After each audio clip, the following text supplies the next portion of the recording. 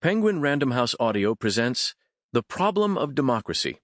The Presidents Adams Confront the Cult of Personality by Nancy Eisenberg and Andrew Burstein. Read for you by Robert Petkoff.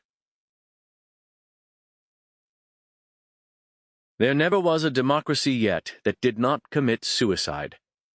John Adams, 1814. In truth, human nature itself is little more than a composition of inconsistencies. John Quincy Adams, 1814. Exordium.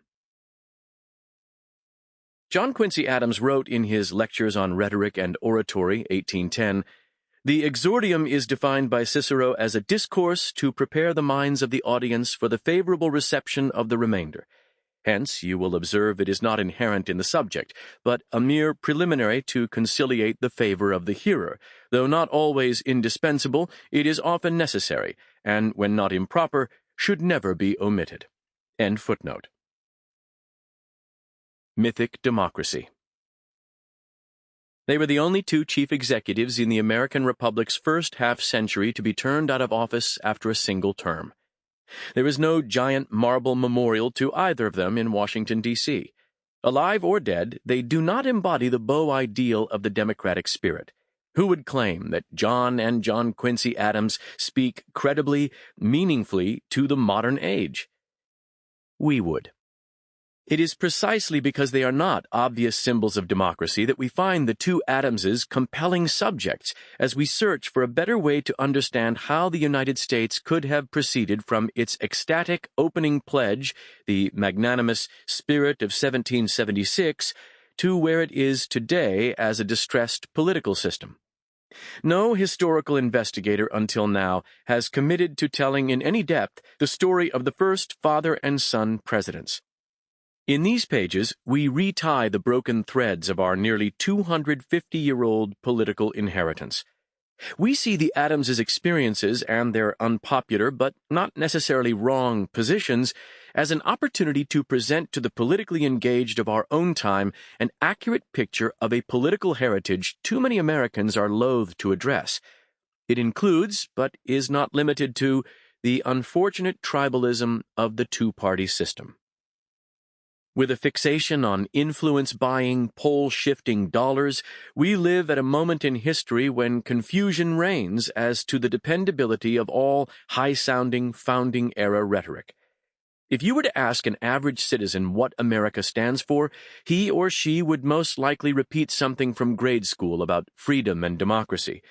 The simplistic response is not to be mocked, but it does betray what's wrong: lack of definition. The framers of the Constitution did not erect a democracy. It was not their intent to do so.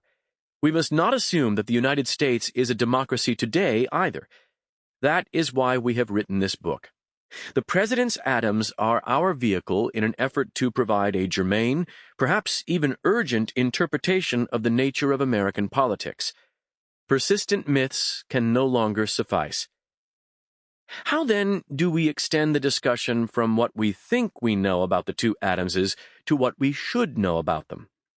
John Adams, the second president, assumed a lead role in the looming revolution, vocally defending the Declaration of Independence when it came before the Continental Congress. But that is not what we consider most memorable about him. John Quincy Adams, the sixth president, was the first president not to have been old enough to take part in the revolution.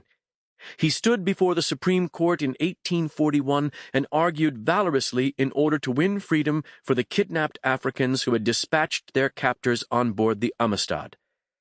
But that is not what we consider most memorable about him.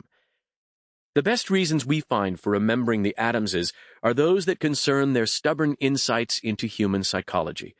They understood the tricky relationship between human nature and political democracy, and how emotionally induced thought often undermined social and political justice.